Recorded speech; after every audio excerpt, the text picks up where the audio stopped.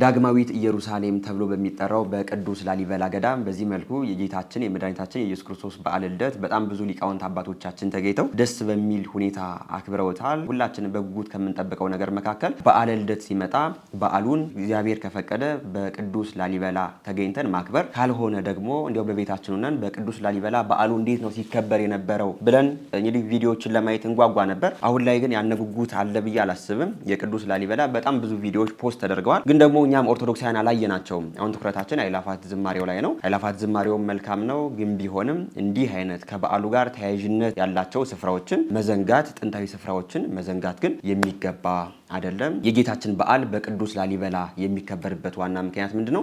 ቅዱስ ላሊበላ ዳግማዊ ኢየሩሳሌም ነው ብለን ስለምናምንና ጌታችን መድኃኒታችን ኢየሱስ ክርስቶስ ደግሞ በኢየሩሳሌም በቤተልሔም ስለተወለደ እንዲያው እርሱ በተወለደበት ቦታ እናከብራለን ብለን ስለምናምን ይህንን በዓል እንግዲህ ጥንታዊ በሆነው በምንወደው በምንኮራበት በቅዱስ ላሊበላ ገዳም ተገኝተን እናከብራለን። ካልተገኘን ደግሞ በዓሉ እንዴት አለፈ ብለንም ቼክ እናደርግ ነበር። አሁን ላይ ግን እሱን እያደረግን አይደለም። ጥንታዊ የሆኑ ከበዓሉ ጋር ተያያዥነት ያላቸውን ነገሮች አንርሳ ለማለት ነው። እንግዲህ የአእላፋት ዝማሬን ከማየታችን በፊት በቅዱስ ላሊበላ እንዴት ነው በዓሉ የተከበረው ብለን እንድናይ ይህንን ቪዲዮ ያመጣሁት። በዚህ ቪዲዮ ላይ ያላችሁን አስተያየት ኮሜንት አድርጉ። ወደ ቀጣይ ርዕሰ ጉዳያችን ደግሞ ስንሄድ በጣም ትኩረት ከሳበው ጉዳይ መካከል የዚህ የአእላፋት ዝማሬው ጉዳይ ነው። አእላፋት ዝማሬው በጣም ብዙ ኦርቶዶክሳውያን ተገኝተው በደማቅ ሁኔታ ደስ በሚል አሳልፈውታል። እስቲ ቪዲዮን አይተን አንዳንድ ነገሮችን የምነጋገር ይሆናል። ንጉሱ በስተቀር ከዙፋኑ ንግሥት ትቆማለች በየቀኑ የቃል ኪዳን ቀሚሷን ተጎናጽፋ የምትማልድልን ድንግል ናት የሁላችን ተስፋ። ከሰማዩ ከፍታ ከፍ ብላ ጽዮን በሰገነት ላይ ተቀምጣ ድንግል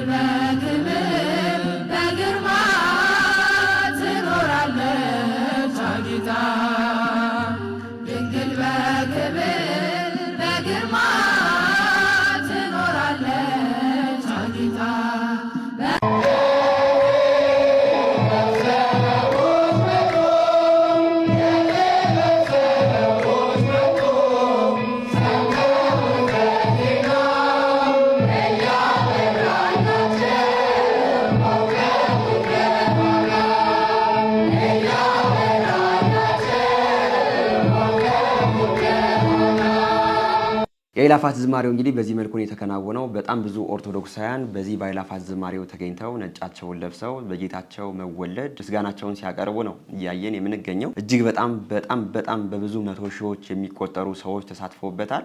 በአእላፋት ዝማሬው በጣም ብዙ ሰዎች እንግዲህ የተሰማቸውን ነገርም ሶሻል ሚዲያ ላይ ያጋሩ ነበር። አሁን ሶሻል ሚዲያው በአእላፋት ዝማሬው ነው የተጨናነቀው። አእላፋት ዝማሬው ግን ምን አቤቱታ ገጠመው የሚለውንም በዚህ እስኪ አንዳንድ ቪዲዮዎችን አይተን እንመለስ። ሰላም እንኳን አደረሳችሁ።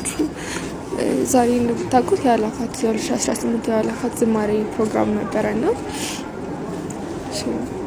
ወደዛ እየሄድኩኝ ያጋጠመኝና ቅር ያለኝ ነገር ነው ለእናንተ የመጣሁት ማለት ነው። ወደ እናንተ መጣሁት ምንድነው ኖርማሊ አርፍጄ የመጣሁት ሰዓት 12 ሰዓት ምናምን ነገር 12 ሰዓት ተኩል ምናምን ስደርስ ኡራኤል ማለት ነው። ከዛ ሁለት ፍተሻ ነው አይገስ ያለው ነው ባምቢስ ጋር እያለሁ የመጀመሪያ ፍተሻ ነበርና እንደምታዩት ልብስ ጃኬት የለበስኩት ብልብላክ ነገር ጃኬት የለበስኩትና ፖሊሷ እየፈተሸችኝ ጥቁር ጃኬት አይቻልም ምናምን ነገር አለችኝ እና እንደ ቀልድ ነበር የወሰድኩት። ኧረ አይቻልም የምርሽን ነው ምናምን ነገር ብያት ትክክል በቃ ችግር የለውም ግን ሸፍኙ ምናምን ነገር አለችኝ። በነጠላሽ ኦኬሽን ምናምን ብያት አለፍኩኝ። ከዛ ሁለተኛ ፍተሻ ነበረ ማለት ትክክለኛ እንኳን አላውቅም ግን ብቻ ሊደርስ አካባቢ ሁለተኛ ፍተሻ ነበረ እና ከዛ ሴቶች አሉ ወንዶች በዛ በኩል ምናምን ነገር ብለው ለዩና እየተፈተሽን ነበር። ከዛ እየተፈተሽን ነበረ። ምንድነው ይሄኛውን አውልቀው ጃኬቱን አውልቀው እኔ ብርድ አልችልም አልኳቸው። ደግሞ ምምሪ ነው በጣም ትልቅ ነው ምንድነው በጣም ኃይለኛ ንፋስ ነው ያለው አልችልም ምናምን ነገር ብዬ ለዛም ነው ደግሞ ለብሼ የወጣሁት ማለት ነው። ከዛ በተረፈ ታይት አድርጌያለሁ ጥቁር ታይት። ከዛ ሀበሻ ቀሚስ ነው የለበስኩት። ከዛ የሆነች ልጅ ደግሞ ነበረች ኖርማል ቀሚስ የለበሰች ማለት ነው። ከዛ ነው ተመለሱ እናንተ አትችሉም ምናምን መግባት ምናምን ነገር። ከዛ ጃኬትሽን አውልቂው መግባት ከፈለግሽ ምናምን ነገር አለችኝ። ከዛ እኔ ብርድ አልችልም ምናምን ነገር አልኳትና ሂጭ ልጅ ማውለቅ ካልፈለግሽ በመለስ ትችያለሽ ምናምን ነገር አለኝ። ከዛ ኧረ በፈጣሪ እዚህ ድረስ መተን እንዴት ይሆናል ምናምን ነገር በጣም ፖላይት ሆነ ወይ ነው ያዋራሁት ያለው ማለት ነው። ከዛ ሰው ሰበስበን እስቲ ቁሙ እንኳን አደረሳችሁ ምናምን ነገር አላቸው። ከዛ ማይንድ እኔ በጣም ተናድጃለሁ ቆሜያለሁ ማለት ነው ለማለፍ እየጠበኩ ነው። ከዛ እንኳን አደረሳችሁ ምናምን እስቲ እቺታችን እያት እንደዚህ እና ወደዚህ ምናምን ወደዚህ ቀረበበኝ ምናምን ነገር። ከዛ እሺ ችግር የለውም ቀረባልኩኝ ምናምን። ከዛ እቺታችን እኛ ነጭ የለበሱትን አስገቡን የተባልነው እና እሷ ደግሞ ምንድነው ጃኬት ጥቁር ጃኬት እንደምታዩት ጥቁር ጃኬት ጥቁር ታይት ለብሳ እና እንደምታዩት ጥቁር ጃኬት ጥቁር ታይት ለብሳ መጣች እና አሁን አውልቂው ስትባል ብርድ ይመታኛል አለች። እስቲ ፍረዷት ምንድነው ማድረግ ያለብን ምናምን ነገር። ከዛ ምን ይባልልክ ዝም አሉት። በቃ እናንተ ሂዱ ምናምን ተመለሽ አንቺ ምናምን ነገር ማውለቅ ካልፈለግሽ ተመለሽ ነው። እንግዲህ በአእላፋት ዝማሬው ከተነሱ አቤቱታዎች መካከል በዚህ መልኩ ነጭ ልብስ ለብሰን እንኳን ጃኬት ደርበን መግባት አልቻልንም፣ ሰዓቱ ብርድ ነው። እንግዲህ እኔ ብርድ አልችልም፣ ጃኬት የደረብኩት ደግሞ ለብርዱ ነው እንጂ እንዲያው ጥቁር ለመልበስ ፈልጌ አይደለም። ግን ደግሞ በአእላፋት ዝማሬው መግባት አቺም ተብዬ ተከለከልኩኝ እያለች ነው እያለቀሰች እየሰማናት የምንገኘው። በጣም ብዙ ሰዎች ይህንን ጉዳይም እንደዚህ ሆነ ሌላ ልብስ ለብሰን መግባት አልቻልንም እያሉ ቪዲዮዎችን ሲሰሩ ነበር። ሁላችሁም የምታስታውሱ ከሆነ የአእላፋት ዝማሬ መደረግ ያለበት እኛ ኦርቶዶክሳውያን ነጭ ለብሰን ሳይሆን ጥቁር ለብሰን መሆን አለበት የሚሉ አንዳንድ ወንድሞች እንግዲህ ሀሳባቸውን ሲገልጹ ነበር። ይህንን ሀሳባቸውን ደግሞ ያመጡበት ዋና ምክንያት ምንድነው? በአርሲ የሚገኙ ኦርቶዶክሳውያን በጣም እየተገደሉ ነው። ለእነርሱ ኦርቶዶክሳውያን ደግሞ እኛ ድምጽ እንሆን ይገባናል። አሁን ላይ ነጭ ለብሰን በዓለም ደረጃ በሰላም ነው የምንኖረው ብለን የምናሳይበት ሳይሆን ጥቁር ለብሰን እነዚህ ኦርቶዶክሳውያን ምን ሆነው ነው ብለን በዓለም ደረጃ ጥያቄ የምናስነሳበት ጉዳይ ነው የሚል ሀሳብን ሲያንቀሳቅሱ ነበር። በዚህ ጉዳይ ነው እንግዲህ በጣም ብዙ ሰዎች ወደ አእላፋት ዝማሬው ሌላ ልብስ ለብሰው እንዳይገቡ ተደረገው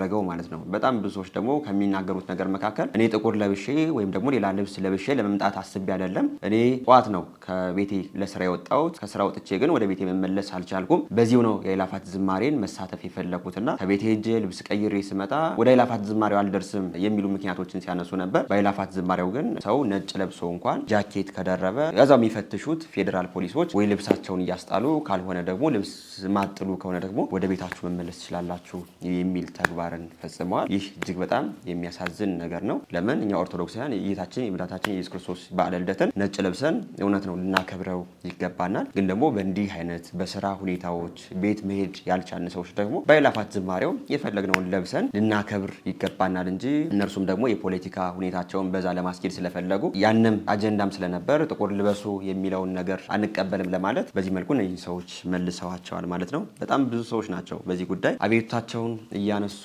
የነበረው። እንግዲህ በአእላፋት ዝማሬው በጣም ብዙ ነገር ተነስቶ ነበር። አሁን ላይ እኛ ኦርቶዶክሳውያን ተሰብስበን የምንዘምርበት ሳይሆን ተሰብስበን የምንጸልይበት ነውና የአእላፋት ዝማሬ መደረግ የለበትም፣ ከተደረገ ደግሞ ጥቁር መልበስ አለበት የሚሉ ኦርቶዶክሳውያን ነበሩ። እነዚህ ኦርቶዶክሳውያን እንደው ከክፋት ሳይሆን ከመልካምነት እንደነበርም ሁላችሁም ልትገነዘቡት ይገባል። መልካምነቱ ምንድነው? የኦርቶዶክሳውያን አሁንም ቢሆን እየሞትን የምንገኘው። እነዚህኞች ወንድሞቻችን ደግሞ አይ በጌታችን ልደት ማንም ሰው መከፋት የለበትም፣ ሰውና መላእክት በአንድ በህብረቱ ነው ያመሰገኑበት ቀን ስለሆነ ሰማዕታት በመከራም ጊዜ እግዚአብሔርን ስላመሰገኑ እኛም በጌታ መወለድ ደስ ብሎን በመከራ ብንሆንም ነጭ ለብሰን ልናመሰግነው ይገባል ብለው በዚህ መልኩ ደስ በሚል ሁኔታ የአእላፋት ዝማሬን አድርገዋል። በዚህም ጉዳይ በተነሱት ጥያቄዎችም ዲያቆን ሄኖክ ኃይሌ በዚህ መልኩ ምላሽ ይሰጥም ነበር። እስቲ አንድ ቪዲዮ አንዴ ላስመልክታችሁ። ክርስቲያን መከራ በጣም በጸናባት ሰዓት፣ ምዕመናን በሚገደሉበት፣ ሰማዕታት በሚሆኑበት ሰዓት እንዴት መዝሙር እንዘምራለን? እንዴት ነጭ እንለብሳለን? የሚል ጥያቄ ሳይፈጠርብን አይቀርም። በጣም የሚገርማችሁ እኔ ነቢየ እግዚአብሔር ዳዊት ከዘመራቸው መዝሙራት መካከል በሐዘን ስሜት ውስጥ ሆኖ የዘመረው አንድ መዝሙር አለ። ይህ መዝሙር ምንድነው? በባቢሎን ወንዞች አጠገብ በዚያ ተቀመጥን፣ ጽዮንን ባሰብናት ጊዜ ምን አለ? አለቀስን፣ በአህያ ዛፎቿ ላይ መሰንቆቻችንን ሰቀልን ካለ በኋላ እንዴት እንዘምራለን ይላል። እስኪ አንዴ ከኔ ጋር በሉ፣ እንዴት እንዘምራለን? ዳዊት እንዴት እንዘምራለን ብሎ ዘመረ። እንዴት እንዘምራለን የሚለው ራሱ ምንድን ነው? መዝሙር ነው። መዝሙረ ዳዊት ነው። ዳዊት መዘመር ሲያስጠላው ራሱ ዘምሯል፣ አመስግኗል።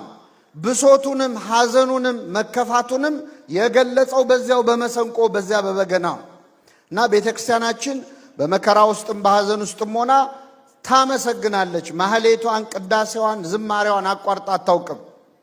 ጳውሎስና ሲላስ የታሰሩበትን እስር ቤት እኔ አንድ ጊዜ የመሳለም ዕድል አግኝቼ ነበር እና እኔ የጠበቅኩት በጣም ትልቅ እስር ቤት ይሆናል በሚል ነበር። እስር ቤት ራሱ ለማለት ይከብዳል። ጉድጓድ ውስጥ ነው የታሰሩት። ጉድጓድ ውስጥ ነው የታሰሩት። እግራቸው ደግሞ በብረት ከመሬት ጋር ታስሮ በሰንሰለት ማለት ነው።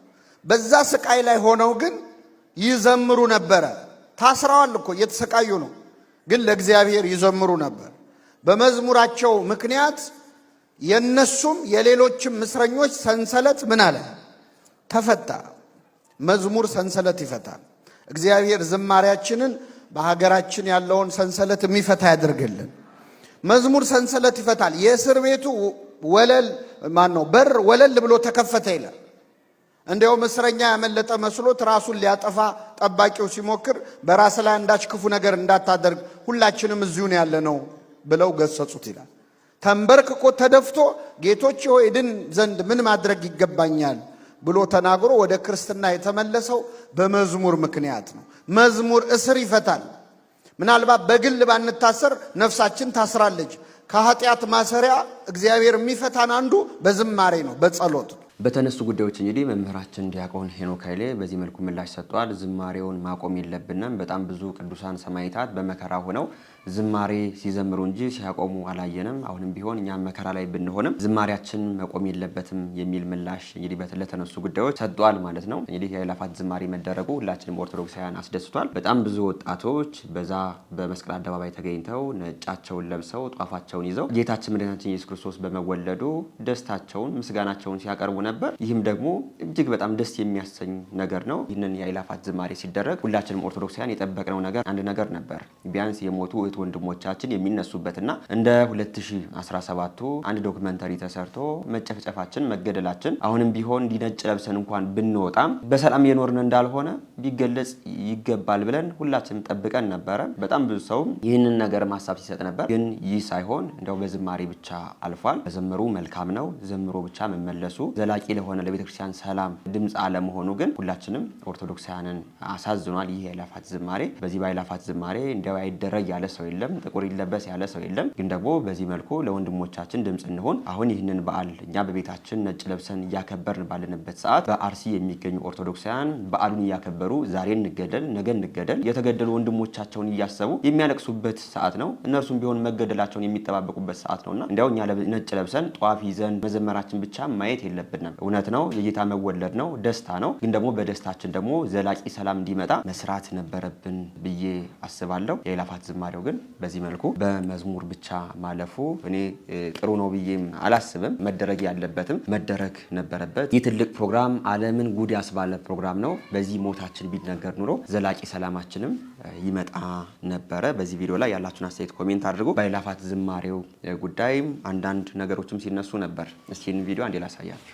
እነዚህ ሚዲያዎች ማለት ነው አንድም ቀን የኦርቶዶክሳውያን መከራ አንድም ቀን የኦርቶዶክሳውያን ሞት ሳይዘግቡ ዓለም ሁሉ እየዘገበ ዓለም ሁሉ ኦርቶዶክሳውያን ነው የተገደለ ነው ብሎ እየዘገበ አንድም ቀን ሳይዘግቡ ዛሬ የአእላፋት ዝማሬ ሲሆን በኢቲቪ መዝናኛ አይጠብቁም። በምናምን ምን ልታረጉ ነው የመጡት? እኛ ጋር ሞታቸውን ያልዘገባችሁ ደስታችን ልታበስሩ ለምንድን ነው የመጡት? አንፈልጋችሁም እኮ። የወንድማችን የተናገረው ነገር ምንም አይነት ሐሰት የለበትም። ኢቲቪን በሉት ኢቢኤስን በሉት ፋናን በሉት ኦርቶዶክሳውያን ሲጨፈጨፉ አንድ ቀን በዜናቸው ኦርቶዶክሳውያን በኦርቶዶክስነታቸው እየሞቱ ነው ብለው ለኦርቶዶክሳውያን አንድ ቀን የሚዲያ ሽፋን ሰጠው አያውቁም። እነዚህ ሰዎች እኛን ኦርቶዶክሳውያን የሚፈልጉን ጥምቀትን ስናከብር፣ መስቀልን ስናከብር፣ የበዓለ ልደትን ስናከብር፣ እንደዚሁ ደግሞ የአእላፋት ዝማሬ ሲመጣ ግን እነርሱ የገቢ ማግኛቸው ስለሆነ ወደዚሁ ተጠግተው በቃ እኛ ነጭ መልበሳችን ለዓለም ያስተላልፋሉ። መሞታችን፣ መገደላችን፣ ህፃናት ያለ ወላጅ መቅረታችን ህፃናት አካል ጉዳተኛ መሆናቸው ግን እኛ የኦርቶዶክሳውያን ደም የውሻ ደም ስለሆነ በእነርሱ ሚዲያ አይተላለፍም ማለት ነው። አሁንም ቢሆን የአእላፋት ዝማሬው በፋና በኢቲቪ በኢቢኤስ መተላለፉ ሁላችንም ኦርቶዶክሳውያን አስከፍቷል። ለምን እነዚህ ሚዲያዎች አሁንም ቢሆን በደስታችን ብቻ ሳይሆን በሀዘናችን ተገኝተው ድምጽ ሊሆኑ ይገባል። ይሄ በአራት ነጥብ የሚዘጋ ጉዳይ ነው። እንኳን አስተላለፉ እንኳን እንደዚህ ሆነ የሚባል ነገር የለም። እነዚህ ሰዎች እኛን ኦርቶዶክሳውያን የሚፈልጉን በደስታችን ጊዜ ነው እንጂ በሀዘናችን ጊዜ አይደለም የነበረው። በአእላፋት ዝማሬም ይህ ፋና ኢቲቪ ኢቢኤስ የቀጥታ ስርጭት በማስተላለፋቸው በጣም ብዙ ኦርቶዶክሳውያንም ጥያቄያቸውን ሲያነሱ ነበር። በዚህ ጉዳይ ላይ ያላችሁን አስተያየት ኮሜንት አድርጉ። ወደ ቀጣይ ቪዲዮአችን ደግሞ ስንሄድ እንግዲህ የልደትን በዓል ከማክበራችን በፊት የልደት ጾም እንዳለ ይታወቃል። ይህንን የልደት ጾም ላልጾማችሁ ሰዎች ነው አንድ ቪዲዮ አንዴ አሳይቻችሁ ልመለስ። ከጤና ችግር ውጪ ማለት ነው ካህን ከፈቀደላችሁ ሰዎች ውጪ የገና ጾም ያልጾማችሁ ጾመ ነቢያትን ምን ሆነን? ወፈራችሁ? ክብደት ጨመራችሁ? አማረባችሁ? እኔ ጮህ የሚያሳስበን እሱ ነው። አሁን እንኳን ገና ከፊት ለፊታችን ገና ሆኖ ልደት ሆኖ የሚያሳስበን ቅርጫቱ ነው። አንዳንድ ሰው ብሎ ይጠይቃል እርድ ስንት ሰዓት ነው ይላል። ስንት ሰዓት ነው ቅዳሴው እኮ አይልም። እያሳሰበን ያለው እርዱ ነው። ቤታችን ደግሞ እንጠርገዋለን እኮ የሚገርመው ሶፋውን አውጥተን ኮሜዲን አውጥተን ወንበር አውጥተን እንጠርገዋለን። መቼ ነው የኛ ልብ የሚጠረገው? እሺ ምንጣፉ ወጥቶ ታጠበ፣ ልብስም ወጥቶ ታጠበ፣ እቃውም ጸዳ። የኛ ልብ መቼ ነው የሚጸዳው? ከዘረኝነት መቼ ይጽዳ? ከተንኮል መቼ ይጽዳ? ከኃጢአት መቼ ይጽዳ? እሺ ቤታችንስ አጸዳ ነው? በኦሞ በበረኪና ጸዳ ነው? የመነቸኩትን በሙሉ በሽቦ ሁሉ አጠብ ነው? የመነቸከ ልባችን መቼ ይጽዳ? ምእመናን ለእግዚአብሔር እምብየው ያለው ልባችን መቼ ይጽዳ? ቃለ ሕይወት ያሰማልን። እንግዲህ ላልጾማችሁት ሰዎች ብቻ ሳይሆን እንደው ጾሙን የጾማችሁ ሰዎች በዓሉን በምን መልኩ ነው ያሳለፋችሁ የምትገኙት? አብዛኛዎቻችን በጣም የሚጨንቀን ነገር በዓሉን በቅዳሴ እናሳልፈው የሚለው ነገር ሳይሆን ከቤታችን እንዴት ነው ሽርጉድ የምንለው? እንዴት ነው በዓሉን በመጠጥ የምናሳልፈው? እንደውም አንዳንድ በጣም ብዙ በሚባል ደረጃ እንጂ ወጣቶች እንደው ኦርቶዶክሳዊ በዓላት ሲመጡ የምናከብርባቸው መንገዶች ይህ ከመንፈሳዊ የወጣ በጭፈራ ቤት በመጠጥ በመንዘላዘል ነው በጣም ብዙ በዓላቶችን የምናከብረና በዓሉ ዛሬ የክርስቶስ ልደት ነው። በክርስቶስ ልደት ደግሞ ሁላችንም በክርስቶስ ቤት ተገኝተን እዛው ደግሞ ልናመሰግነው ይገባል እንጂ እንደ ክርስቶስን ልደት አስመልክተን የምንጨፍረው ነገር ይህ በረከትን ሳይሆን መዓትና ኃጢአትን ይዘን ወደ ቤታችን እንደምንመለስ ልናውቀው ይገባል። ሁላችንም በዓላትን ስናከብር በኦርቶዶክሳዊ ስርዓትና አንድ ኦርቶዶክሳዊ በዓላት እንዴት ነው ማክበር ያለበት፣ የት ነው የበዓል ማክበሪያው ቦታ ብለን በስርዓት ጠንቅቀን አውቀን በዓላትን በስርዓት ልናከብር ይገባል እንላለን። ወንድማችን ዲያቆን ዘማርያም እግዚአብሔር የአገልግሎት ዘመንህን ያርዝመው እንላለን። ወደ ቀጣይ ቪዲዮአችን ደግሞ ስንሄድ ሁሌም ቢሆን እኛን ኋላ ኋላ መከተል የማያቆሙት መናፍቃኑ ዛሬም በዚህ መልኩ መጥተዋል። እስኪ አንድ ቪዲዮ አንዴ አይተን እንመለስ። ጌታችን ኢየሱስ ክርስቶስ ተወልዷል። ከእግዚአብሔር ከአምላካችን ከጌታም ከኢየሱስ ክርስቶስ ጸጋና ሰላም ይብዛላችሁ። ከግርግማን ሊዋጀን ኢየሱስ ክርስቶስ ከሴት ተወልዷል። ሊያድነን ኢየሱስ ክርስቶስ ተወልዷል። ሊሰቀልልን ኢየሱስ ክርስቶስ ተወልዷል። ይህም ደግሞ ተከናውኗል። በየዓመቱ የሚወለድ አምላክ የለንም። እኔ አይደለም ያልኩት፣ ሁል ጊዜ ነግራችኋለሁ፣ ወደፊትም ነግራችኋለሁ። ኢየሱስ ሰው የሆነው በመስቀል ላይ ለመሞት ብቻ ነው። ክቡር ሥጋውን ቆርሶ ቅዱስ ደሙን አፍስሶ ኢየሱስ ክርስቶስ በመስቀል ላይ ሞቶ በእኛና ቪዲዮ እዚህ ላይ እናቆመው። የዚህን ያህል ፍሬም ሐሳብ የለውም። በዚህ መልኩ ከሴት ተወለደ የሚል ጥቅስን አምጥቶ እንደው የእመቤታችን ክብር ያዋረደን የመሰለው በጣም ብዙ ቦታ እመቤታችን በድንግልና እንደወለደች የሚያሳይ ጥቅሶች አሉ። ግን ደግሞ የገላትያ መልእክትን እንደው ቅዱስ ጳውሎስ ከሴት ተወለደ የሚለውን ነገር የጻፋትን ይዞ በዚህ መልኩ እመቤታችን ክብር ነው ያዋረደ የመሰለው። ግን ቅዱስ ጳውሎስ እንደው እመቤታችን ለማቃለል አይደለም ይህንን የጻፈው። በዛን ጊዜ ሴቶች ስለሚናቁና ሴቶች በቃ ልጅ ከመውለድ ሌላ ምንም ፍሬ የላቸውም ተብሎ ስለሚታመን አይ አምላክን የወለደች ሴት ናት፣ ሕይወትን የምትሰጥ ሴት ናት ብሎ ጳውሎስ ሲያስተምርና ሲናገር ከሴት ተወለደ ብሎ የጻፈውን መልእክት ነው እሱ እንግዲህ አጣሞ በዚህ መልኩ የእመቤታችን ክብር ማሳነስ የመሰለው። ግን እነዚህ ሰዎች ከሚገርሙኝ ነገር መካከል አዲስ ዓመት ከመግባቱ በፊት የራሳችን ካላንደር ሊኖረን ይገባል፣ ይህ ካላንደር መቀየር አለበት። አሁን የምንተዳደርበት ካላንደር የኦርቶዶክሳውያን ካላንደር ነው። በኢትዮጵያ ደግሞ በጣም ብዙ የእምነት ተቋማት ነው የሚገኙት። ካላንደሩ ሊቀየር ይገባል የሚል ሐሳብ ሲያንሸራሽሩ ነበር። እንደው ደግሞ ቤተክርስቲያናችን በራሷ ካላንደር በዓላቶችን ስታስቀምጥ ታኅሳስ 29 የጌታችን ልደት፣ ጥር 11 ደግሞ የጌታ ጥምቀት ነው። የትንሣኤ በዓላትን በስርዓት በራሷ የቀን አቆጣጠር አስልታ ስታስቀምጥ እነዚህ ሰዎች ደግሞ አዎ ልክ ነው በዚህ ቀን ነው በዓላቱ የሚከበረው ብለው ደግሞ ተስማምተው ከኛ ጋር ኋላ ተከትለው በዓላትን ሲያከብሩ እናያቸዋለና የራሳቸው ነገር የላቸውም። ካላንደሩ ይቀየር ይላሉ። ቀናቶቹ እነዚህ ናቸው ስንል ደግሞ ልክ ናችሁ ይሉናልና እንደው የትኛው ካላንደር ነው ታዲያ እንዲቀየርላቸው የሚፈልጉት? እነርሱ በራሳቸው ካላንደር የጌታ ልደትን ሲያከብሩ አይተናቸው አናቅም። የጥምቀት በዓላትን አይተናቸው አናቅም። የራሳቸው ነገር የላቸውም። ሁሌም ቢሆን እኛን ኋላ መከተል አላቆሙም። የሚገርመው ነገር ግን እንዲያው የአእላፋት ዝማሬው ላይ በጣም ብዙ ኦርቶዶክሳውያን ነጫቸውን ለብሰው በዚህ መልኩ በጌታ መወለድ ደስታቸውን ሲገልጹ ስላዩ እነርሱም ደግሞ ነጫቸውን ለብሰው ይሄው የዝማሬ ፕሮግራም ብለው ነው ፕሮሞሽን እየሰሩ የሚገኙትና የራሳችሁን ነገር ያዙ ለማለት ነው። በቪዲዮ ላይ ያላችሁን አስተያየት ኮሜንት አድርጉ። ወደ ቀጣይ ቪዲዮአችን ደግሞ ስንሄድ እጅግ በጣም መነጋገሪያ ከነበረው ርዕሰ ጉዳይ መካከል የቄስ በላይ ጉዳይ ነው። ቄስ በላይ እንግዲህ በአንዳንድ ጉዳዮች ምክንያት ማረሚያ ቤት እንዳለ ይታወቃል። በዚህ በማረሚያ ቤት ኦርቶዶክሳውያን ወንድሞቻችን የልደት ፕሮግራም አዘጋጅተው ቄስ በላይም በዛው በማረሚያ ቤት ንግግር አድርገው ነበር። ሲነግራቸው ምን ነበር? ቪዲዮ አይተን እንመለስ። እንኳንም ማረሚያ ቤት ገባው። እዚህ ባልገባ ኖሮ እየሄድኩ ወርቅ ነበር። ቢሮ ሲሄድ ቅድስተ ማርያም ጉልላቱ ሳይ ቢሮ የገባው ስላለው ግን ፍርድ ሲሰጥ ነው ማለት እኔ ብቻ ነኝ የሚታወቀኝ እንጂ ፍርድ ሳጣም ሲቆርጥ ሲፈል ሲናደድ እንደውም ውጣ ከዚህ ይላል። ከኔ በላይ ምንም የለም እኮ በቃ መንግስት መስሪያ ቤትም ሲሄድ ወረፋ አልጠብቅም። መንግስት ወረፋ አልጠብቅም። ህግ መጣስ ነው ራሱ። ሌላውን ትቼ ሌላው ቆዩ ብዬ ነው የምገባው። አሁን የእውነት ነው የምለው ቅድም ሲባል የነበረው እኛ ተጠቃሚዎች ነን ከማንም በላይ ከምንም በላይ። ስለዚህ እግዚአብሔር ይስጥልኝ። ቄስ በላይ በዚህ መልኩ የተናገሩት ነገር እጅግ በጣም መነጋገሪያ ሆኗል። እንኳን ማረሚያ ቤት ገባው ማረሚያ ቤት ሳልገባ በጣም ብዙ ህጎችን ስጥስ ነበር። ሰው ቢሮዬ ሲመጣ እንኳን ውጣ ብዬ ላባር እችል ነበር። ያነ በጣም ስህተት ነበር። አሁን ማረሚያ ቤት ከገባው በኋላ ግን እንደው እነዛ ነገሮች ስህተት ሆነው እንግዲህ አግኝቻቸዋለሁ። እንኳን ማረሚያ ቤት ገባው የሚል ንግግራቸው አሁንም ቢሆን ሶሻል ሚዲያ ላይ መነጋገሪያ ሆኗል። ቄስ በላይ ምን ሰርተው እንደታሰሩ እንግዲህ ሁላችሁም ታውቃላችሁ። እንግዲህ እግዚአብሔር በቃ መልካሙን ነገር አድርጎላቸው ከስር እንዲፈቱ የሁላችንም ጸሎት ነው። በዚሁ በቂሊንጦ ማረሚያ ቤት ወንድሞቻችንን ፕሮግራም አዘጋጅተው የልደትን በዓል በጣም ደስ በሚል ዝማሬ ሲያከብሩም እያየን ነበር። በጣም መነጋገሪያ ከሆነው ደግሞ የዚሁ የቄስ በላይ ንግግርም ነበር ማለት ነው። በቪዲዮ ላይ ያላችሁን አስተያየት ኮሜንት አድርጉ። ወደ ቀጣይ ቪዲዮአችን ደግሞ ስንሄድ ኢቢኤስ ላይ አርቲስት ማክዳ አፈወርቅ ቀርባ ነበር። የእሷም ጉዳይ መነጋገሪያ ነበር። እስኪ ቪዲዮን አንዴ ላሳያችሁ። ግዕዙንም በደንብ እንትን ይላሉ። አትናገሩም? በግዕዝ ትንሽ ነገር እንባል እኮ ነው ከምታውቁት ግዕዝ ላይ እስኪ ጸሎት ሲሉ ጸሎት ናቸው። እስኪ እንዴ ጸሎት ታዲያ በጣም እኛ በጣም ነው የምንፈልገው ጸሎት በግዕዝ እስኪ አበረታቷቸው እስኪ በዳታቸው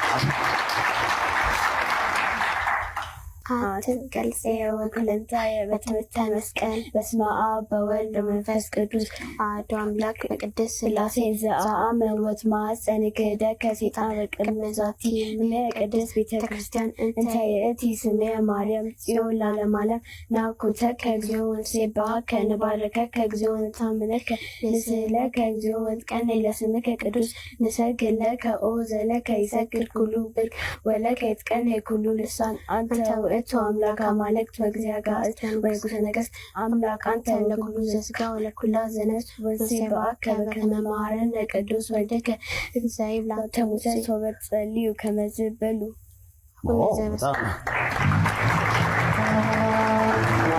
የአእላፋት ዝማሬ ላይ ይሄዳሉ እንዴ? ሁሌ እንፈልጋለን፣ ግን እስቲ እንደ እግዚአብሔር ቃል በአሁኑ እንሄዳለን። የት ነው የተማራችሁት ይህንን ግዕዝ? እኔም ብቻ ሳይሆን ኦንላይንም ቪዲዮ ምናምን። ስለዚህ በእምነታቸው እንዲጠነክሩ በደምብ የአርቲስት ማክዳ አፈወርቅ ልጆች እንግዲህ በዚህ መልኩ ደስ በሚል ሁኔታ በግዕዝ ጸሎት ያደረጉ ነው ያየናቸው። ይህንን ጸሎት ደግሞ ያስተማረቻቸው እናታቸው ናት። እንደገና ደግሞ በስልክም እንዲማሩ አድርጋቸዋለችና እጅግ በጣም ለሁላችንም ትምህርት የሚሆን ነገር ነው። አብዛኛዎቻችን ወደ ቤት ስንመጣ ልጆቻችን ከኛ ጋር እንዳይጨቃጨቁን ስልክ እንሰጣቸዋለን። ልጆቻችን ያንን ስልክ እንዲማሩበት ሳይሆን በቃ ቲክቶክ እያዩ ራሳቸው እንዲገሉበት ነው ያደረግን የምንገኘው። እንዲህ አይነት ደገኛ እንዲህ አይነት በጣም ምርጥ የሆኑ እናቶች ደግሞ ልጆቻቸው እውቀት እንዲይዙ ያደረጓቸው ይገኛሉ። አብዛኛዎቻችን አመጣን የፈረንጁን ነገር እናስተምራቸው እንችላለን እንጂ እንደዚህ አይነት ሃይማኖታዊ ነገር የምናስተምር ሰዎች የለንም። ከእንዲህ አይነት ወላጅ ደግሞ እንዲህ አይነት መልካም የሆኑ ነገሮችን ልንማር ይገባና ሊያሳድጋችሁ ያላችሁ ኮሜንት አድርጉ። የአርቲስት ማክዳ ልጆች ግን ይህንን ሰሞን መነጋገሪያ ነበሩ። ወደ ቀጣይ ቪዲዮአችን ደግሞ ስንሄድ ከወራት በፊት እጅግ በጣም ሁላችንም ኦርቶዶክሳውያንን አስደንግጦ የነበር አንድ ጉዳይ ነበር። ይህም ደግሞ ሰሜንን ለኢየሱስ ብለው ወደ ጎንደር አካባቢ መናፍቃኑ ሄደው በጣም ብዙ ኦርቶዶክሳውያን ላይ ግፍ ሰርተው ኦርቶዶክሳውያንን ሲዘሩ አይተናቸዋልና አሁን ላይ ያንን ነገር ያደረጉበት ምክንያት ምን ነበር? እነዛ ሰዎች የተገኙት እውነት ሃይማኖታቸውን ቀይረው ነው ወይ የሚሉ ጥያቄዎች ሲነሱ ነበር። በዛ እንግዲህ ፓስተሩ ሲያንከባላት የነበረች አንዲት እናት የሆነውን ነገር ሁሉ በዚህ መልኩ ስትገልጽ ነበር። ቪዲዮውን አንዴ ላሳያችሁ። ወቸ በየቴሌቪዥኑ በየስልኩም በየሁሉም የምታዩት እኔ የክርስቲያን ልጅ ማተብ ያለኝ ሃይማኖት ያለኝ ሃይማኖትን ያጠበቅኩ ነኝ። ወገኖች ተረዱኝ። እኔ በድንጋጤ ልጅ ደካማ ልጅ ስለያዝኩ ነው። የወለደም ያውቀዋል፣ ልጅ ያለውም ያውቀዋል። እኔ በዚህ ጉዳይ እንጂ ጤንጤ አይደለሁም። ሃይማኖቴ በጣም የጠነከረ ነው። ሃይማኖቴ ብርቱ ነው። ለምን ጦሜን አላድርም አልከርምም? ለምን እራብስ የማይገለኝ?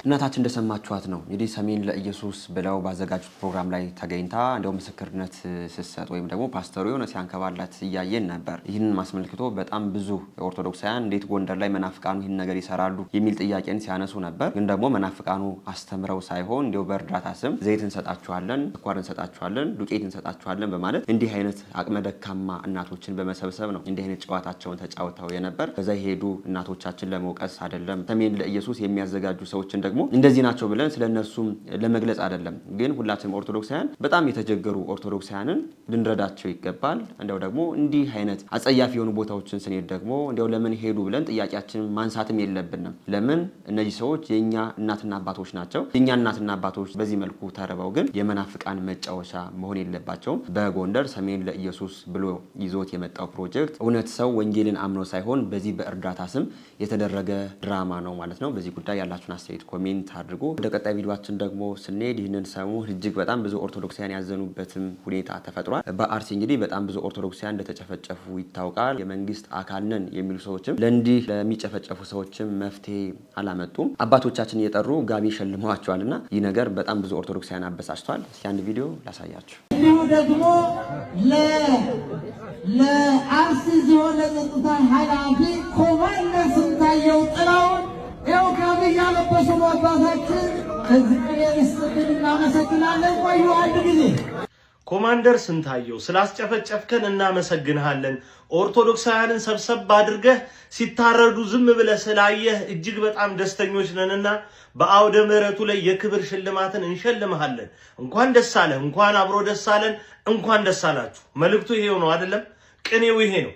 በአጠቃላይ በአርሲ ሀገረ ስብከት የሀገረ ስብከት የሊቀ ጵጵስና ሹመትን በተመለከተ በርካታ ጥርጣሬዎች ነበሩ። ይኸው በእንደዚህ አይነት ገጽታ ግንባታና ባለፈ ታሪክ ምንም ነገር አልሆነም ኦርቶዶክሳውያን አልተገደሉም የሚለውን ማጠናከሪያ ይኸውላችሁ ማር ተለውሶ ኮሶ አይነት ነገር ማለት ነው እየሰጡን ነው የሚገኙት። በነገራችሁ ላይ በዛ አካባቢ የሚደረግ ጭፍጨፋ የቀድሞ ሀገረ ስብከት ሊቀ ጳጳስ አቡነ ያሬድ አይደሉም። በቸልታ ማለፋቸው እንደ ጥፋት ካልታየ በስተቀር እዛ አካባቢ በጽንፈኛ ኃይሎችና በመንግስት የተቀናጀ ጥረት ኦርቶዶክሳውያንን አንገት ለማስደፋት የተደረገ እርድ ነው። ያንን ሰማዕትነት የተቀበልነውም በዚህ አይነት አተያይ። ነገር ግን ያንን ነገር ሌላ አይነት መልክ ለማስያዝ በቤተ ክህነቱ እንደዚህ አይነት ድራማዎች ነው የሚሰሩት። በየትኛውም ጊዜ ላይ ኦርቶዶክሳዊነት ላይ ለሚደርስ ጥፋት በሙሉ ጉሬላው ዳንኤል ክብረት ቤተ መንግስት መኖሩን አትርሱ። ከቤተ መንግስት እስከ ቤተ ክህነት ያለውን የክራር ቅኝት በደንብ አድርጎ ቃይንቶ የሚጫወተው ይሄ አጋሰስ መሆኑን እንድታውቁ ፈልጋለሁ። የሆነች ነገር ባጋጠመ ቁጥር አይምሯችሁ ላይ ዳንኤል ክብረት ይምጣ።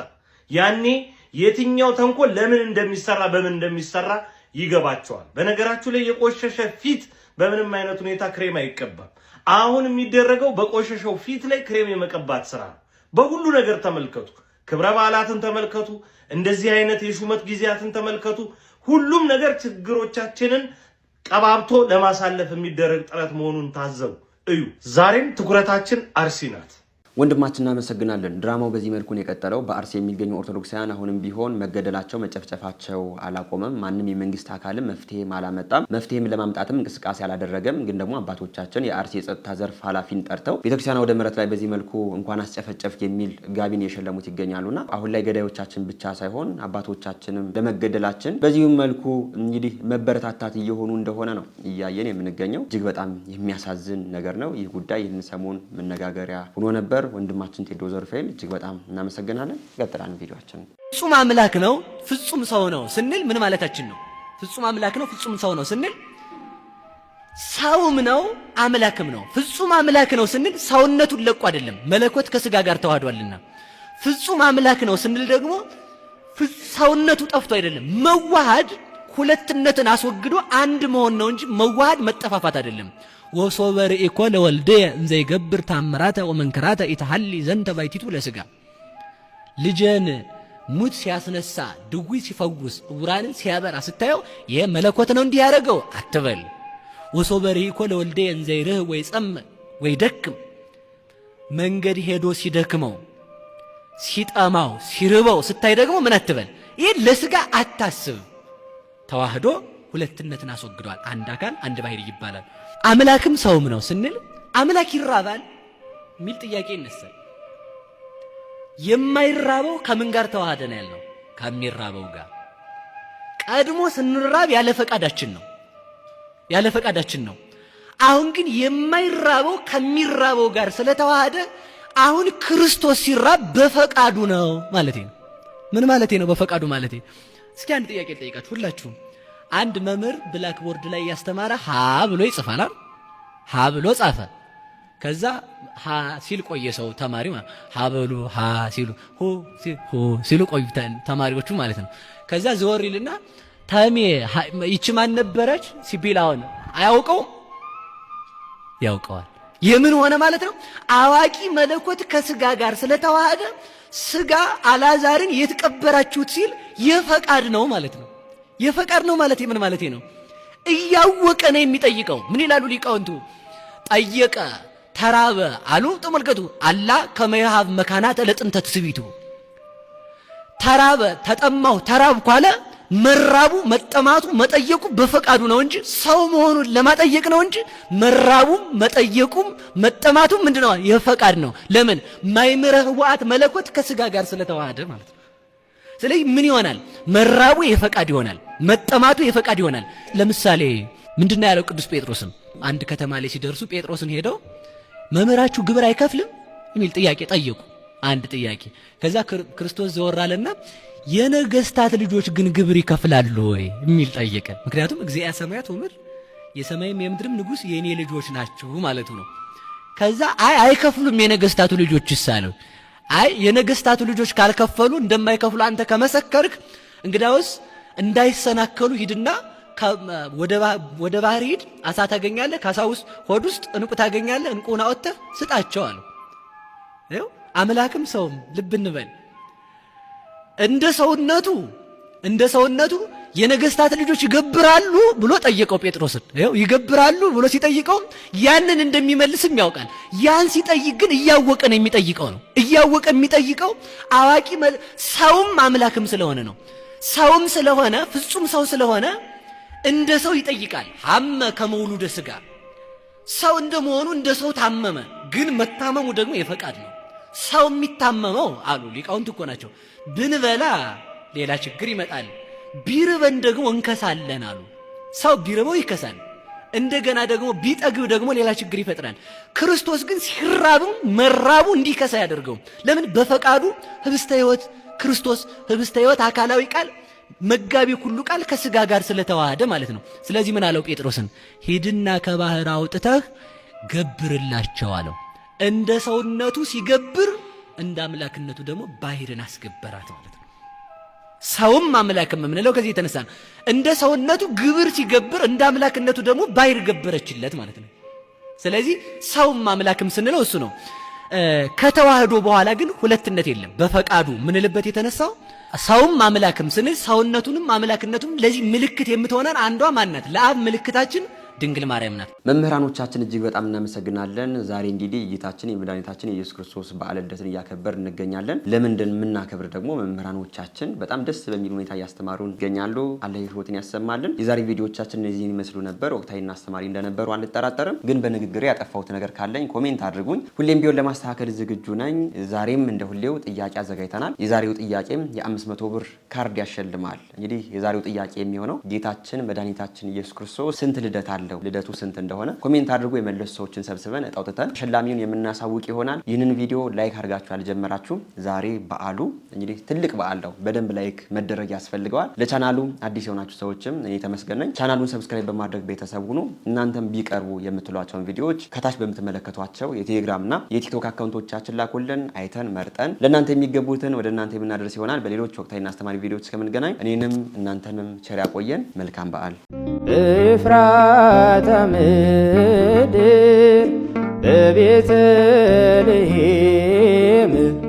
በቤተልሔም ጌታ ተወለደ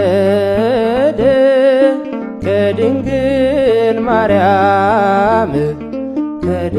ማርያም ብርሃናዊው ኮከብ ከሰማይ ዝቅ አለ ፍጥረትም ዘመረ ሃሌሉያ እያለ መንጋውን በሌሊት ሲጠብቁ እረኞች ከሰማይም ሰሙ ታላቅ የምስራች